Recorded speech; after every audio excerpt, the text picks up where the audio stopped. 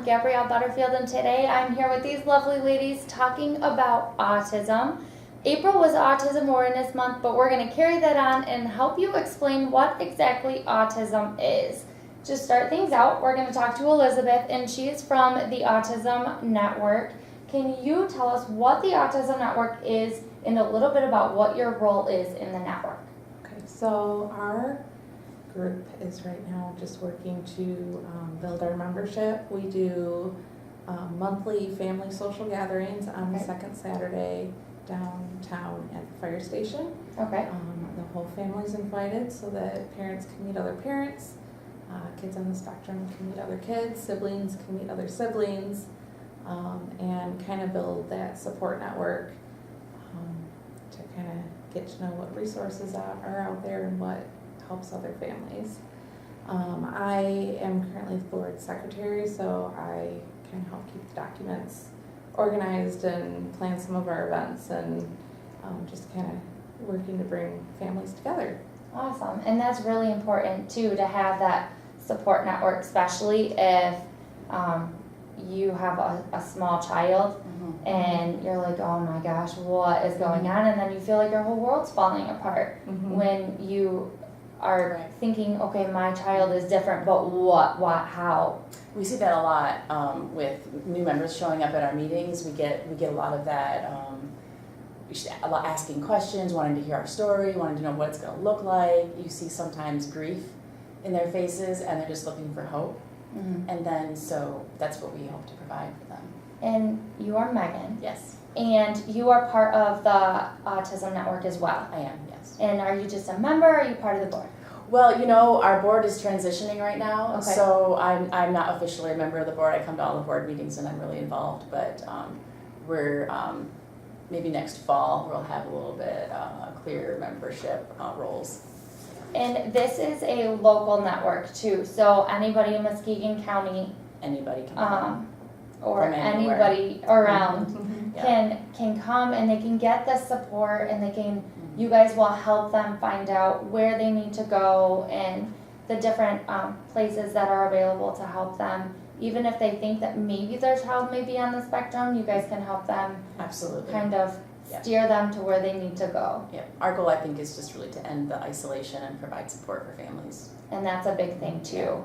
And it's becoming less of a thing, but it's still there. You still feel very alone. I think especially moms who, especially if their children have really strong maladaptive behaviors in public. You know, you see a 5, 6, 7-year-old having a big tantrum. Yes. The entire general public thinks, well, that child's too old to be doing that.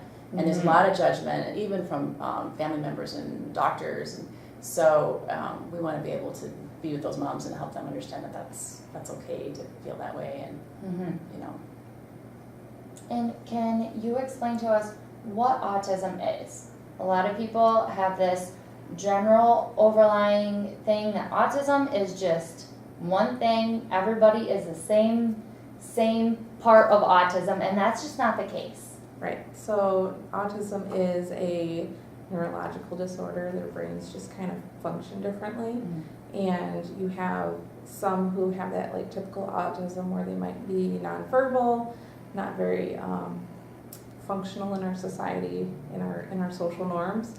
And it goes all the way up to people who are very verbal and can express their emotions, but maybe their social understandings of others just don't quite match. Right. So they kind of struggle and have to learn specific social norms, where most of us pick up on those social norms through just observing the people around us. The cues don't necessarily click. Right.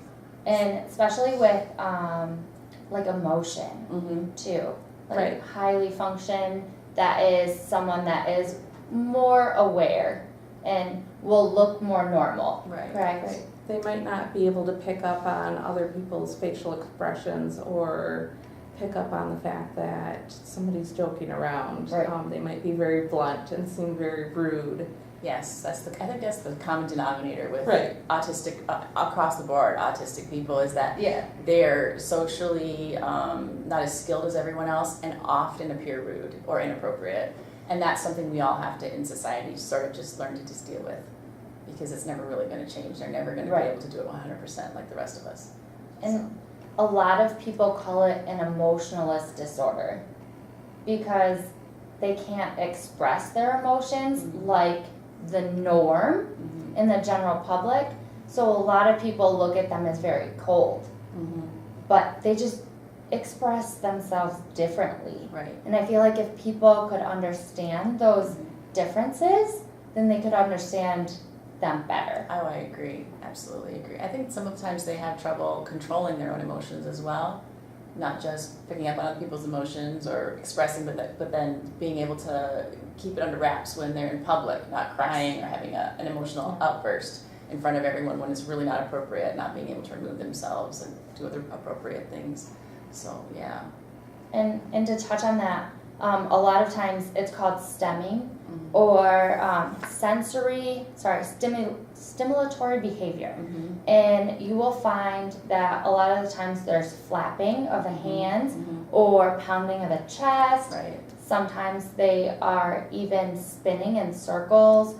or they're mimicking something over and over and Right. over. Sometimes there's sounds that they'll just reiterate over Right. and over, or like you were saying, the tapping of the foot or Yeah. Mhm. something. So yeah, like you were saying, when my son was 4, that was the moment I was 100% sure we were on the spectrum, that he was beyond the spectrum, is we were choosing a dog at the Humane Society, and he was afraid of the dogs. They were loud, they were barking, and he was afraid he was going to be bit. But the only way that he could express that was to scream that this dog is eating him. He kept yelling, "That dog's eating me, that dog's eating me, that dog's eating me," and in the exact same tone, repeatedly, over and over and over, and I went, okay, there's your sign, because we had wondered up to that point, but that was the big one. And for stemming, do you have anything that you think of that is stemming? So everybody really does some type of stimming, Mhm. tapping your feet when you're nervous and clicking your pens and maybe chewing gum and Fingernails. it's just Yeah. fingernails. Yes. So it's with people on the spectrum, it's just maybe bigger and more noticeable because it's not always part of that social norm. So I've noticed some kids might like bite themselves or scratch at themselves, pull out their hair even. So a lot of the times, even just working with them to help them to stim in a better way that they're not self-harming Yeah. is also Yeah. pretty helpful. Right. And I believe that you shouldn't stop autistic children from stimming, right? I think that's not okay. And I think that a lot of schools have tried to get kids to stop doing it, but for my son, it's a coping mechanism to be patient. Yes, very He's much. trying to be patient. He's Yes. trying to wait, and it's frustrating. He stims, and if you ask him to stop, then he's gonna lose control of everything he's got. Yes. He's trying to control. Right. And Yeah. onto that, stemming could help them in multiple ways. Like there's not one reason why they're stemming. They're doing it because they're excited, because they're scared, because they're happy. Mhm. They're doing it because they are getting frustrated because they just don't know what else to do. Mhm. And so I think too, touching on the tantrums that you were talking about, Mhm. a lot of times you'll see a child on the floor flapping and making noise and kicking their feet, and that doesn't necessarily mean that they're having a tantrum. That just means that child is overstimulated and he is trying to bring himself aware Mhm. to what's going on. Right. Yes. Yeah, and I think some of the conflict we have in public then is that mom tries to stop that when it's really okay, just let them do it. Right. The rest of us are okay. It's okay, just let them. So. I mean, even as a normal child Mhm. having a tantrum, just go ahead. Mm-hmm. Let them get it out. let them get it out because you're going to be so much better afterwards. Mhm. I agree. It's their way of kind of getting that emotion out because they don't have that control or something, self-control over it. I wish quite somebody yet. had said that to me very early on, because there was so many times when I was trying to make him act like a child, neurotypical child, and to behave yourself. And Right. if I had known what I know now and done more things like that earlier on, we would be a lot further along, I think. So That early intervention is pretty key too to yeah. helping with their overall success. So like learning about autism and what it looks like, and knowing what to look for can be helpful, because then you can try and spot it a little sooner with your kids, Right. and kind of get them help. And sometimes that help is just us as parents better understanding it, because then we can better understand them and understand what they're going through, and React to it better. yeah.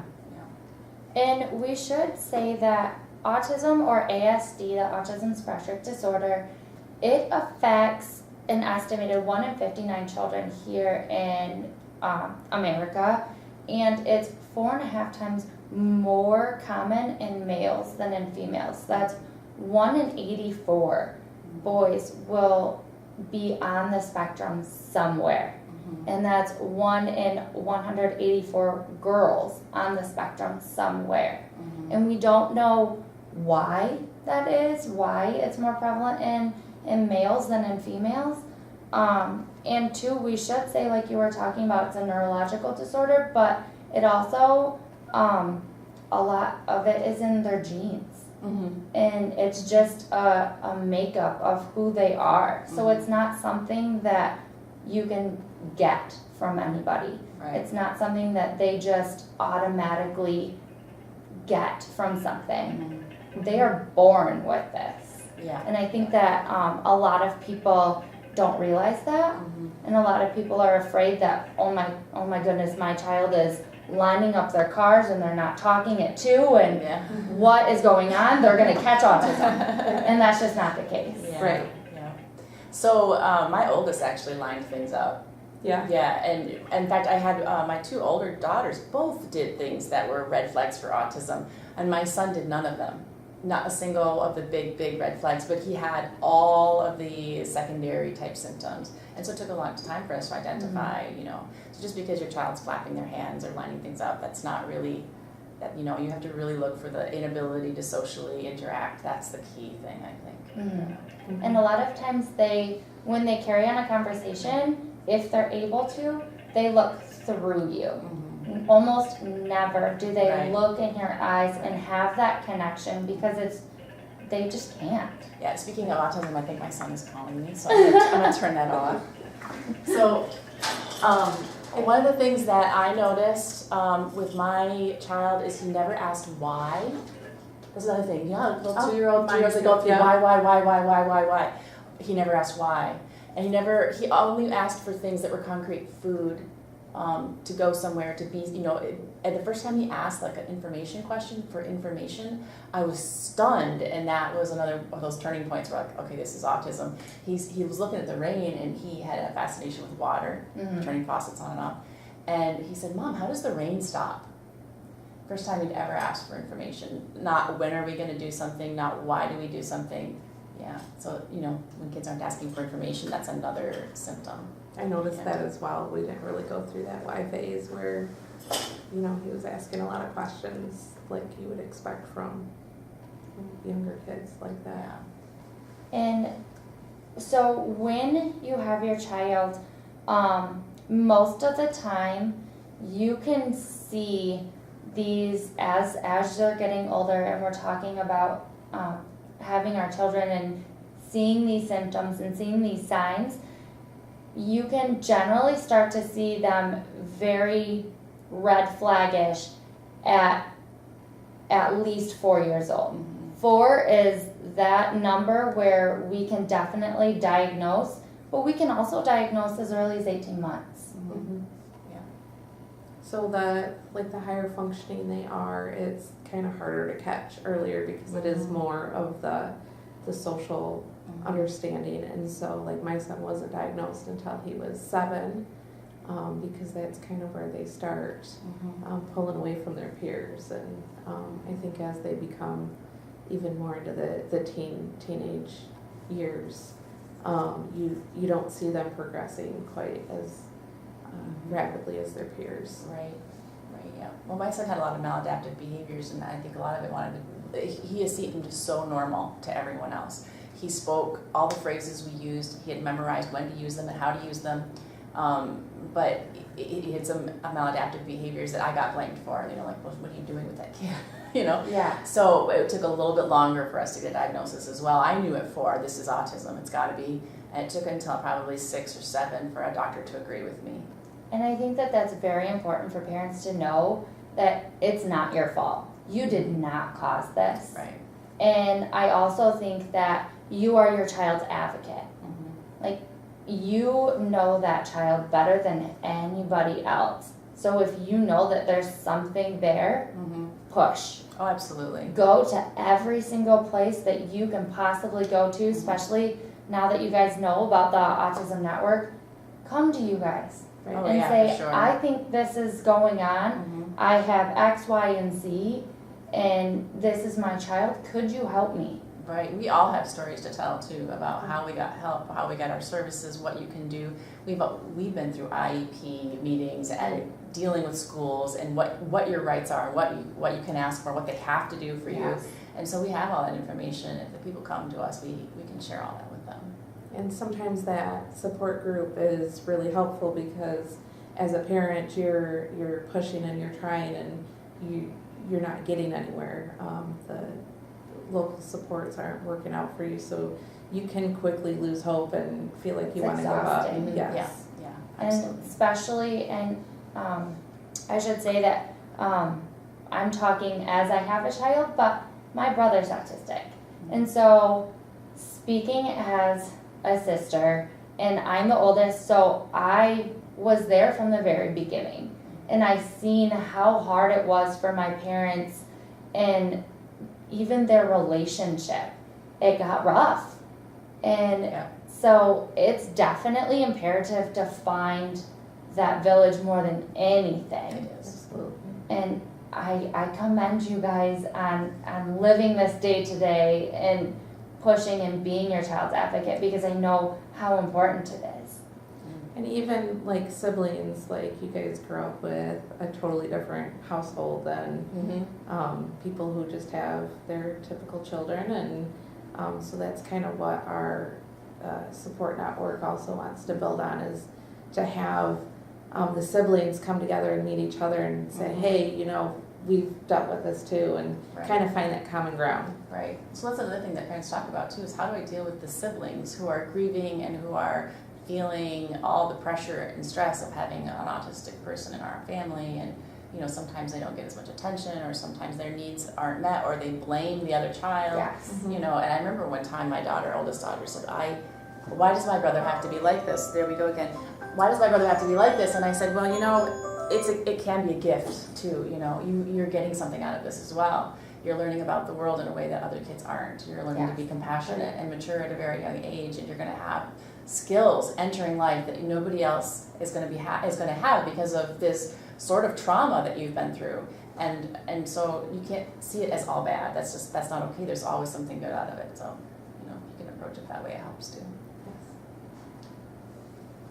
Well, thank you guys. I hope that you guys have gotten so much information on this, and we are definitely going to come back and have another conversation. You were talking about one of the events that are coming up. Yes. Could you really quick tell me about that, and then maybe we can show them a little bit about what the event is on another time? Sure. So May 11th, it's our regularly scheduled family social gathering, and we are changing up the location to Mardock. We're going to have, I think, roughly 30 big trucks and construction equipment, and we're going to have a food truck and some resource booths and a bounce house, and we're going to have a sensory booth, so it's looking to be a really fun time. Yes, and it's a sensory-friendly event, so there'll be no lights, no sirens, no revving engines. It'll just be a bunch of trucks, kids, and everyone is invited. It's not just children on the spectrum, but Right. and it's General public. general public is invited, free to everyone. And let's hope it's nice this year, because last year it was cold and raining. Right. So that's going to happen May 11th from 10 to 2. Awesome. Yeah. Thank you. And like you said, everyone is invited to come out and even ask questions. Please just ask questions. Absolutely. And it's definitely better to ask questions than to just assume. Absolutely. Without a doubt. Thank you. Thank you guys so Appreciate this. much for coming, and I really hope that we can do this again soon. I would love that. Thank you guys for watching the Muskegon channel.